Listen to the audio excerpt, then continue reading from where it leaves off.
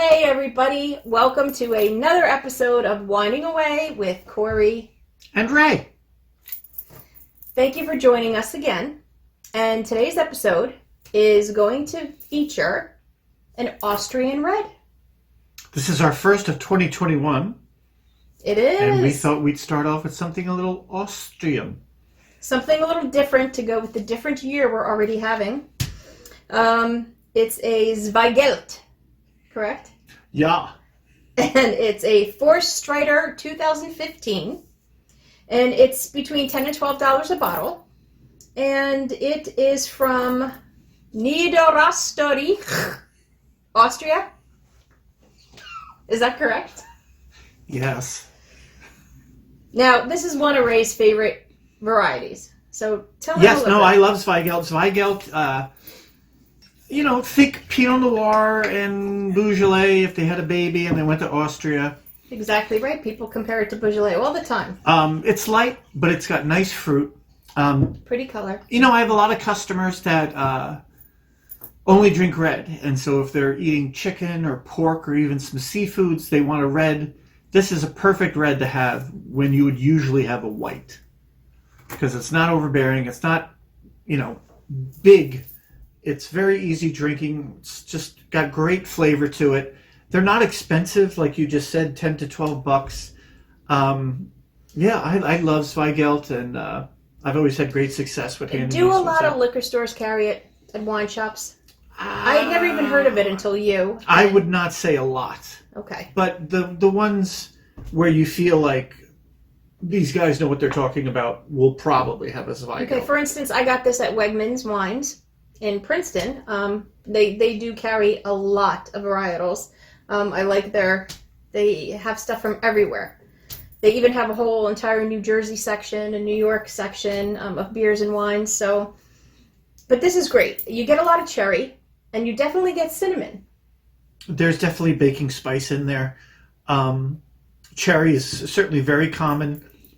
A little raspberry to it. I mean, it's got 13%. It's not, No. Got a little kick to it. Now, when it first goes in, you get a lot of the fruit and the cherries, and then at the end, there's like this little tartness. It's, I guess, eating a cherry almost. How, you get that sweetness, but then you do get a little bit of pucker, right? Yeah, no, it's very velvety. It's excellent food wine because, like I said, it's not overpowering. Really good with chicken. Any kind of chicken. I always recommend this. I saw somebody saying that they ate it with pork and sauerkraut or like German and Austrian dishes. A lot of reviews on Vivino and other places were comparing, that because this is from that, ethnicity, that it's good to pair with those. Well, it's Austrian. Absolutely. So, I mean, they make Italian wine to go with Italian food. Austrian wine, I'm sure, is meant to be eaten with Austrian food. So the next time you're having a Wiener Schnitzel, grab yourself a bottle of Zweigelt. Zweigelt. Now, they say it's good to have it a little chilled, yes? This is a red that you can also put a little chill on. So this is a good one in the summer. I hand out a lot of Zweigelt during the warmer months when somebody's like, I want red, but... I want something that I can have, a little cold. Right, and at a picnic or a barbecue or keep in a cooler or put it, take on your boat or whatever you want to have it cold. Throw it with everything else. This is great. This is absolutely a red that can handle a little bit of a chill. I love it. Now, do you carry any at your store?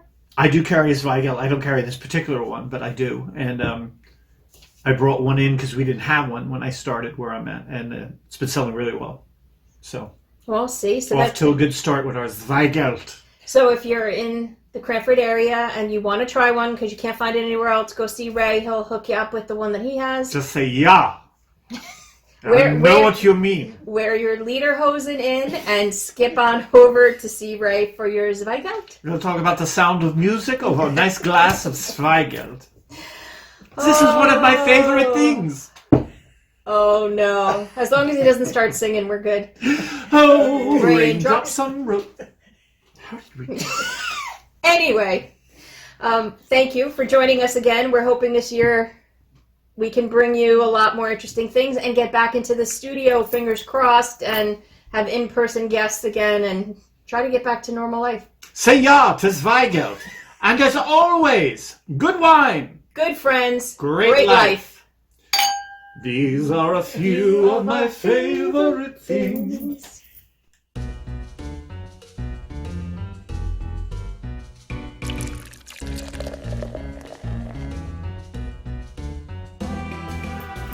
What do you know? What do you say? Welcome back to another episode of Whining Away with Corie and Ray. Here we are today to talk about a wine. He's turned into Dr. Seuss. And I'm feeling loose.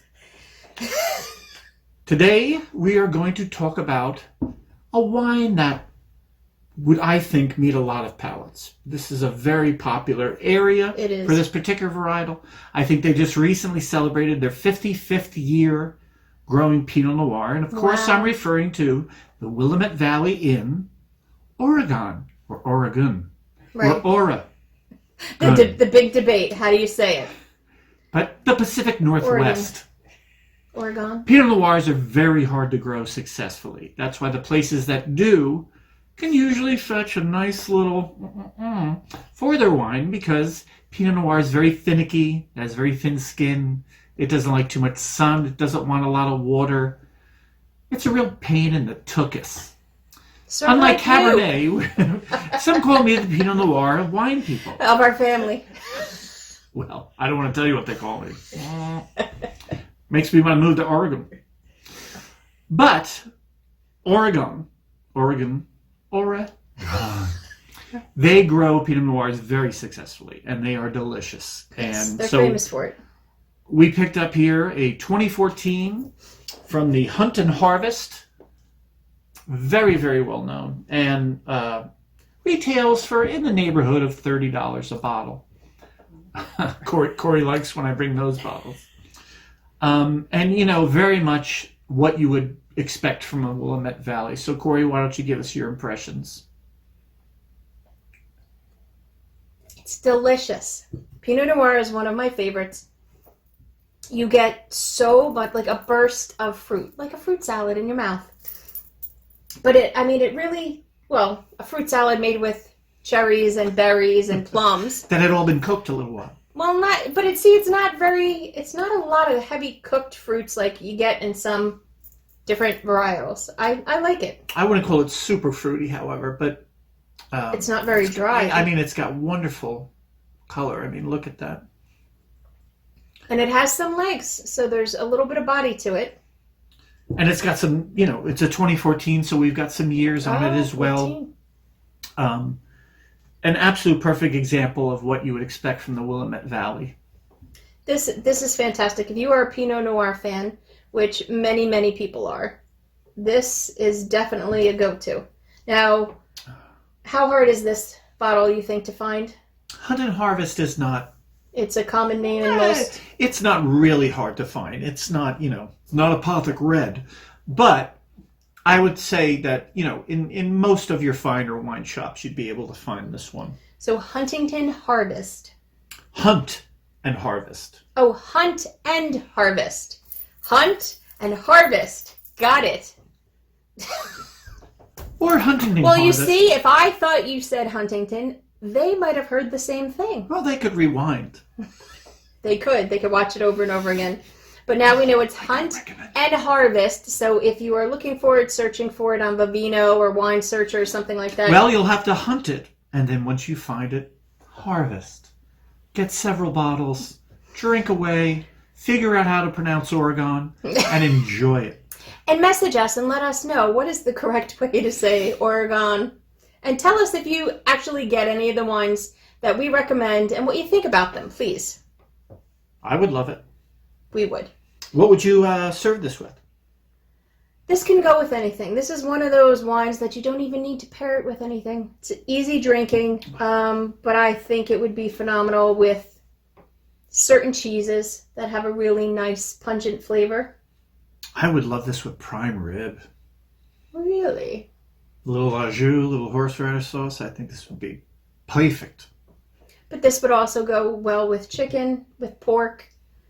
Yeah. I think it would pair pretty much with anything. And reds go well with seafood. People have this idea again white seafood, and we always say not so much. If it's not so heavy and it's something you prefer, And try it it. also depends on how you're having your seafood. I mean, if you're having shrimp fra diavolo, this would be really, really good. Right, but if you're grilling or baking or putting something in a lemon butter sauce, different story, it might interact a little bit. So you have to remember what you're drinking it with and what ingredients are in the food, because sometimes it doesn't react too well. But the Hunt and Harvest 2014 Pinot Noir, perfect example of why Willamette Valley is so well known for their Pinot Noirs and why they get such worldwide recognition. Yep. Run out, spend the $30, treat yourself, get a nice bottle, and as we always say, good wine, Good friends, great great life.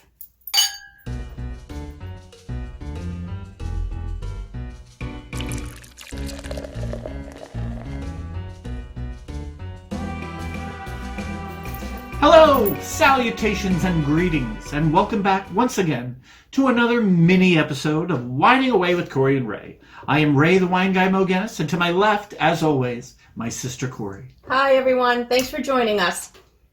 We're scrolling through Facebook and looking down and going, oh boy, It's them again. another bottle. How much do these people drink? But at least we share, sort of. So today, we're going to have a Northern Italian wine, which anyone that knows me is my favorite area for wine. And we have a Barbera di Monferrato from Piedmont, or Piedmont, whatever you want to call it. That's the area this came from. Now, Barbera is one of those very, what's the word I'm looking for? It's a grape that works in a lot of different ways, and you can grow it in a lot of places. California grows Barbera. Heck, we even have wineries in New Jersey that have been on our show that grow Barbera. Hopewell Valley. Shout out to Violetta and Sergio. Mwah. Mwah. So we have one that comes from where it's originated from in Piedmont, but this is a grape that works well in a lot of areas. Very, what's the word? Versatile. Thank you. Is it so hard? I mean, she's sitting here. Help me. So it's a versatile grape. That's what I was trying to say. Give me a cheesecake. It's a lot of work. Anyway, this perfect example of the grape from that area. I mean, wonderful food wines, as are all the Italians and Old World. But the Italian wines work so well with cuisine. This is something that you can serve with, almost anything. How much is a Barbera? Or this one, per This se? particular one will probably be in the $18, $20 range. Is that the average price?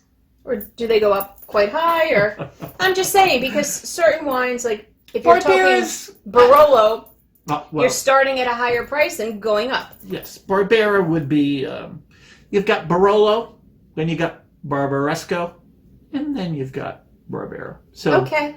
it's, in the tier, but it's a little lower. And, really, really great bottle. Excellent to bring to dinner if you're going out with friends. What are your feelings on the It's taste? a lot of fruit, not too dry. I was worried it was going to be a little on the drier side. It is not. Delicious. This would go well with pizza, pasta. So Italian cuisine. Well, I mean, of course, but I would think any kind of meats, for sure. Yeah, and this is even one, Appetizers. if you and I were just sitting on a porch with a citronella candle in between us, our feet up, Which we don't ever do. but if we did, But if we did. this would be one that would work. I would think if we ever did that, we'd have any kind of wine. It wouldn't matter, right? Probably a couple. But this is something you could drink without having to pair it with food. No, but it would work well with a lot of different cuisines, but that's what I'm trying to What say about is spaghetti carbonara with the cheese Oh. and the bacon and I think... lasagna. So it doesn't have to just be a red sauce. It could be something... No, well, like I said, with the word you helped me with, versatility. I really think this is one that works well in a lot of different ways. It's a fun-looking bottle, kind of pudgy. They also make agave that I sell that does very well, which is a white, but Oh. But this Barbera, really, really nice, very easy drinking. And the name again, if people are looking for it? Villa Sparina. Barbera del Monferrato. Go get yourself one and have a good time, huh? Ciao. And as we always say, good wine, Good friends. great life. Manja.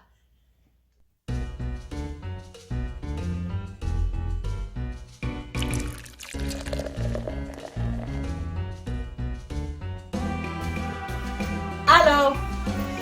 Hi. Hello. And I know everyone out there who's Portuguese went, Corie speaks Portuguese?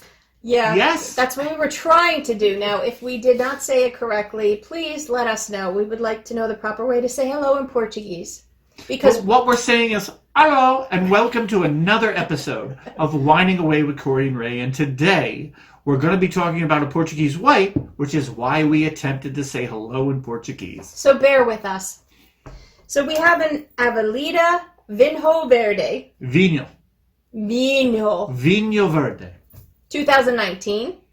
It's about $9 a bottle from northern Portugal. And that's pretty much what you would expect to pay for Vinho Verde. They're not expensive. These are perfect wines. During the summer, you're sitting at the pool. You want to make something cold and rifle down a few glasses. Vinho Verde is perfect for that. Now, I can't get over the price on most Portuguese wines. They tend to be very inexpensive. So people say, oh, I'm not going to buy them. I mean, I have found there was a liquor store in Roselle Park back in the day on Chestnut Street that had a lot of them. Yes. And I had gone in and I found there was it was $2.99. And it had some name and it said Portuguese red. And I'm like, It has what some name. on earth? I mean, it was just very nondescript, it was a Portuguese red. $2.99. And that was back when there wasn't the $2 chuck. You couldn't find wines, especially a bottle, for under $10. And so I bought some. I said, how bad can this be? I don't know. Like, they're selling it. Somebody must buy it. It was good. I was shocked. And that is when it opened my eyes to, other than sangria, which we all love and have tried and everyone knows about. But I was like, there are wines that they carry that are inexpensive but delicious. I have told people for years, bang for your buck, Portugal is one of your best spots to go to. Why don't we know more about this? Well, I do, so I don't know. Well, why don't they? Well, why did not? We have told people, on the show, we have constantly talked about old world wines being great areas to go to for great inexpensive wines. I mean, you just think Portugal and people tend to think sangria. That's it. And they make the connection and they kind of don't go past that. But there is a world of red and whites out there from Portugal that are incredible. From inexpensive to very high end that we have learned about and have tried and we're going to try to feature more of that you need to explore because it's amazing. No, Portugal has great bottles. Under $10 that you'll really be very impressed with. And when you consider, this is $9. So what are we spending per glass? $2.25? Yeah, worth it. That's, or $9 if you have one of those giant glasses where you pour the whole bottle in. Which Corie has several. Hey, I've gotten them as gifts. People, I guess, think that it finally dawned on her that she doesn't have to keep getting up and refilling. Just pour it all at once. What the heck? It is light. It's crisp. You get apple, pineapple. All the apples. Pine, regular, crab. You get lemon. I definitely taste a lemon. There's citrus notes. You get Meyer lemon, I would describe it as. But like I said, this is such a popular wine during the warmer months because you put a chill on this, you're hanging out by the pool, man, it just really hits the spot. Now, the best part is it has this little fermentation to it. Effervescent. Almost, yes. Well, it comes from the malolactic fermentation. So it has this little fizz. It's a little fizz that makes you, am I drinking a champagne? Wait a second. Is this a Prosecco? No, it's not. Do I taste bubbles? I do. There you go. So there's a special surprise in every glass. And you drink it quick so it doesn't disappear. Because once it dissipates, well, you're just drinking a regular wine then. It's lovely. I like it. It's great. No. Now, a lot of places carry something like this. Oh, you can get Vino Verde pretty much everywhere. I don't know. The Avelita, maybe not particular, but yeah. I mean, almost any wine store you go to is going to have a Vino Verde in some form or another. And, it's not necessarily the white that I go to all the time, but like I said, in warmer months, you're just looking for something to bring with you on the road. You're getting together with the gals, looking for something. I mean, this is a perfect If one. you are having paella or you are having a lobster bake, like a big, huge lobster bake on the beach, if you're in the Hamptons, if you're on your sailboat. And you're saying, hello! Right. Because we know people that are there are watching us. Yes. Yeah. Yeah, we're big in the Hamptons. So grab a bottle. Have a lobster. Have some paella. If you can afford lobster, I'm thinking you'll probably upgrade from this $9 bottle. But if you were invited to the lobster bake and you don't have a lot of money, this is what you bring. I think it's great. Everybody has their own taste buds. So that's why we do this show, because what I like, what he likes, what you like, not going to be the same things all the time. So explore, enjoy. Our show's never been more succinctly described as just that. And always remember, good wine. Good friends. Great life. life. Hello. Hello.